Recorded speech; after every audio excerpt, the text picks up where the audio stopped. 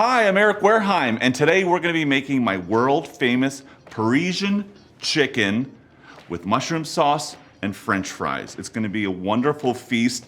This recipe is hot out of my book, Foodheim, New York Times bestseller. It's me. Let's get right into it. First thing we wanna do is we wanna stuff this beautiful bird with some garlic and some aromatic. First thing you want to do is temper your bird. That means you take out your chicken and you let it come to room temperature, put some salt on it everywhere, and that's gonna help that skin get crispy, and that salt's gonna infuse to help tenderize and bring out those wonderful, good chicken flavors. Make sure you buy a good, happy bird. And what I mean by that is don't buy that grocery store stuff. Just put your money where the bird is. It's gonna taste so much better. It's gonna make your job a lot easier. First thing I'm gonna do is add some of the smashed garlic right to the insides of this baby bird. Let's put it inside the bird here. Then we're gonna take a nice herb bouquet. This one has a little oregano, that's how they say it in Australia, rosemary, thyme. And what you wanna do is oil these guys first. Get them nice and oily. If not, you're gonna have the burnt herb, and that sucks. Sucks for everybody.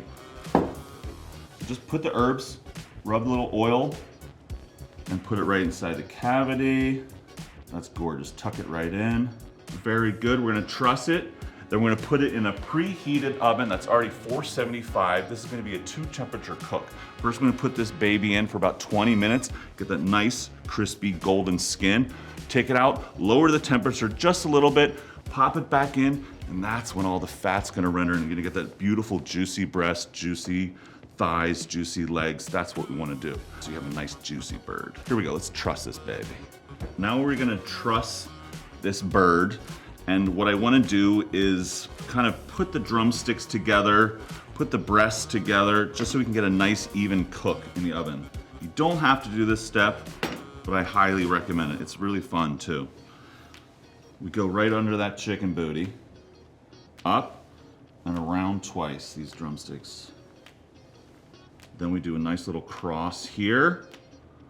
See how that worked? You just pull those legs right in like that, and then we have a beautiful, even cooked bird. Then we're gonna take our wing tippers and put it under the bird. It's really easy. I'm gonna show you how to do that right here. Take that little tipper, bend it down and under. That's gonna protect this from burning in that high temperature oven. Let's go back to these drumettes. Oh yeah. I'm gonna be juicy and aromatics. I got the herbs and the garlic in there. And then I'm gonna get dipped into that. All right, now we got the drumsticks. Watch this, watch how they come together. Boom, they're connected. This is all about even cooking. Now bring it up and around the breast. And I'm just gonna do a quick flipper, do it all. Boom. And we're gonna do a last tie here. I call it a little Hymes knot. This is a big booty on this bird, so the twine fell off, but don't worry. You just pull it back down like this. One more flipper doodle. Cut the twine. Boom. Nice, compact, beautiful roast chicken, ready for the oven. This wants to cook so evenly. I have really high hopes for this one. We're gonna put it into a roasting pan and put some olive oil all over it. There we go. Bird in the pan. Now this is kind of the fun part. You're gonna give your bird a nice olive oil massage. A couple tablespoons, who cares? Over that booty, the wing dingers. I'm even gonna flip it over and do the backside. Remember, this chicken's already salted. The salted is in there, is getting that skin nice and flavorful, nice and dry. Flip back over, oils everywhere, nice and even. It looks good enough to eat right now. So let me take a bite of this raw chicken. Oh, I'm just kidding. That would cause problems for my health. Oh, mamma mia. Okay, now let's put this bird in the oven for cook number 1. Here we go. It's at 475. It's high heat. Let's go. In you go, right in the center. Now we just let it sit for about 20 minutes. It's really high heat in there. That skin is getting crispy. The fat is starting to render. I can already smell the aromatics coming out of the oven. Oh! It's gonna be a wonderful bird. And while it's roasting, let's get started on the mushroom sauce. This is my favorite part. Not only is that chicken gonna be unbelievably juicy, but we're gonna make a decadent cream dream sauce with mushrooms. Here's what we do, this is how we start it. Get your pan on around medium low, add 1 tablespoon of butter. Ooh, it's ripping already. I love it. Turn on the heat just a tittle on this one. We just turn on the heat just a touch so we don't burn our butter. We're gonna get a shallot going. We already peeled this one. Thank you, whoever did that. I appreciate it. And we're just gonna kind of cut this like you would an onion. I don't know what the technical chef term for this kind of chopping, but I do know how to do it. Get them nice and small. And we're gonna cook these shallots for about 2 minutes so they're nice and translucent. And in they go. Boom. Give these guys a quick little stir. Oh yeah, smelling good. Now let's get our mushrooms prepped while that's cooking down. Take these little tips off and just a nice thin slice on these creminis. And these are gonna cook down for about 5 minutes and get nice and juicy. Oh! All right, we got our mushrooms all sliced, ready to go. Our shallots are translucent. Let's toss them in. Let's put a little salt just to get things going. A couple cracks of fresh black pepper. Now we saute for about 5 minutes. Wow, it's smelling unbelievable. All right, you know what? I think I need a little bit more butter. The pan's look a little dry. This is the fun part. Let's pop another tablespoon in. Boom. Get that melting down. And we'll let this saute medium heat for about 5 minutes. Party, look at this. I'm already halfway done. This one fell out. Just throw it back in. All right, mushrooms are in. We're gonna saute these down for about 5 minutes till they're nice and golden brown. Now let's add some sliced garlic. I got it right here, nice and thin. We're gonna put it in the pan. Perfect. All right, garlic is in. Now I can tell that chicken is done. It's smelling amazing in here. Let's make some room for that roasting pan. Let's take a look at the bird. Whoa! This is gorgeous. This might be the best dang bird I've ever done. Look at this golden glaze. Wow. What we're gonna do now is take the bird out, let it rest. We're gonna loosen up some of these pan drippings. All right, I'm gonna put it right over here. Great. Now on this roasting pan, there is some magical flavor going on, some chicken juices and that fond, which we need to kind of lift up off the surface. We're gonna deglaze with a little bit of white wine. Just take a cup here. Oh yeah, and with your wooden spoon, scrape up that fond, stir in those chicken juices. Oh, this is looking insane right now. All right, I'm just gonna cook this for a couple minutes just so we cook off some of that alcohol. It's perfect time for me. Have a little sip of wine. Oh, the smells, the wine, the mushrooms, the fond. It's very, very, very exciting. Let's go. All right, all the alcohol is cooked out of that beautiful wine. We're gonna transfer it directly into our saucepan and some magic's gonna happen. Look at that color. And don't miss any of this. I want you scraping. No waste here. This is all flavor, all these little crispy bits, all these juicy nuggets. Wow, I'm very excited. Okay, we got the liquids in the sauce. We're gonna turn this up to medium, turn this guy off. Now, I can't remember exactly what to do. I'm gonna go to my book and just double check here. Okay, we put the, all right, flour and cream. Okay, this is cool. First, just a little tablespoon of flour. Just take a pinch, put it in. This is gonna give you that body that you want, that saucy, creaminess. Stir it in, cook it down till the color, you don't see any of that white flour left. You could just eat this as a soup. It'd be world class. It's just one little component to this beautiful Parisian meal. Okay, let me just get some of this flour on here because it looks gross. All right, the sauce is raging.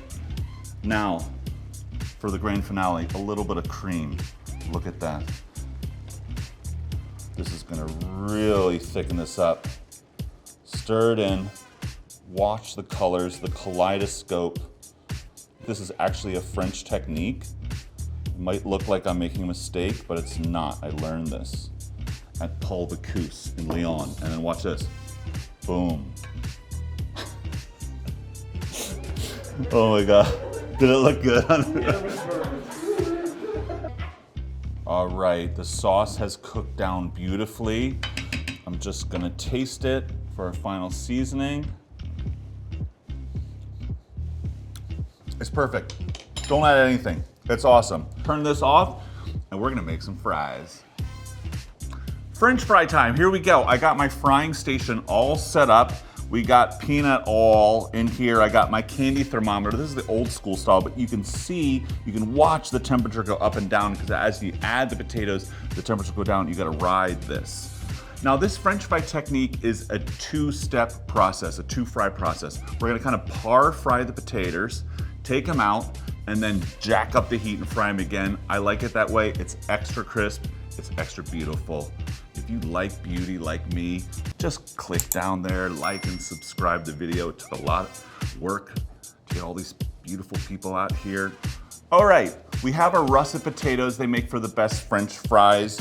We have our ice bath. We have a little drying station here, and we're just gonna monitor oil. It's getting high right now. I'm gonna bring her down. We went around 325 for the first fry, and then we're gonna jack it up to around 375 for the second fry. Let's cut some taters. Pray you don't cut yourself. Slip it in the hole, drop it down. Look at that, professional cutting. I wouldn't recommend through the hole for everyone. That's just for professional chefs like myself. Put it in the ice water. Now, what do we got here? We're a little hot, we're 340. Let's drop the heat. Because remember, this is just the first fry. Now, when you're ready to fry, you take out your potato sticks right from the water, put them on a little sheet pan like this, and we want to dry these very, very well. We don't want any moisture on these fry daddies, because that will do some major spitting in your kitchen. Okay, you should probably drain them a little bit like this, do a little flicker. All right, just take some paper towels, compression, just making sure everything's nice and dry, ready to fry. Okay, let's do some frying. We're at the right temperature, 325. We have all of our potatoes cut and dried. You're gonna get a little baking sheet with a wire rack. Put it right over here. Grab your spider, grab a handful of these wonderful taters. Now don't overcrowd anything. You want these to fry on all edges. There's nothing worse than steaming something instead of frying. Look at this. Now we're just gonna drop it in. See some magic happen. Perfect. And do this in batches. If you have a small container, it's totally fine to do it in batches. Just watch your timer, set it for about 4 minutes. Remember, this is the first cook. You can do a little swidgle here just to make sure they don't stick on the bottom. Now at this point, you want to go over and increase your temperature a little bit. Anything you put into some hot oil, the temperature will go down, so you want to ride this a little bit. So you're back up to temperature, 4 minutes, and we'll pull them. Now's a great time to grab a little wine and just reflect on life. Reflect on chicken. Last time I was in Paris, I was at Reperie des Cartouches, one of my favorite restaurants in Paris. Sunday, all you get is rotisserie chicken, French fries, and this amazing mushroom sauce. And you just drink white wine all day. Chardonnay, yes.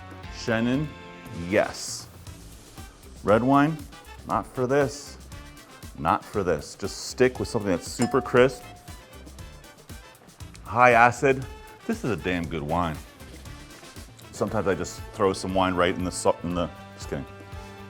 I know I told you about my beautiful wine, but also my friend, Silverthorn Knives. This is the blade I've been using. It's my favorite knife. See just how it transfers from hand to hand? Hey! It's sharp as an MF'er. Okay, the fries are cooking. I love it. This is a good time just to pick up your Foodheim. I think I'll make this recipe. All right, the fries are cooking. I'm getting really hungry personally. I'm getting a little bit of a wine buzz going. Woo! Fries are getting ready. I'm about to pull them. Make sure you have a baking sheet with a wire rack here. We're gonna scoop them out. I'm gonna show you a very sneaky move when I do that. All right, it's been 4 minutes. The first fry is done. Get your spider in there. Do a little scooper. Put it right in that wire rack. There we go. Perfect. Try not to overlap them. Wow, these came out really nice. Oh, there's one straggler. You gotta always check behind your candy thermo. There's some hiding. These little devils are gonna be extra tasty. Oh! This is my son, Max. He co-wrote the cookbook, and do you have anything to say? So proud of my dad. Thanks, son. We're gonna move out our baking sheet. We have a bowl just with some paper towels in here. And we're gonna transfer our fries right to the paper towels, and then we're gonna salt them immediately. All right, we got our fries. Do our second level of seasoning. We don't want these too salty. We just want them seasoned. Pop it in here. Give them a little toss. Hiya, hiya. Ah, oh, hoy, hoy, hoy. Boom. Now it's time to carve the chicken. Wow, this is insane. Perfect bird, crispy French fries. We got our mushroom sauce. Let's dig in. Take a little of the white meat here, a little of this thigh. Oh, it's incredible. A couple French fries. I'm using my hands, don't mind me. And here's the finale. We're gonna do poutine style today. Drizzle that mushroom sauce right over those fries. Oh my Lord. It's so good. Mmm. Mmm.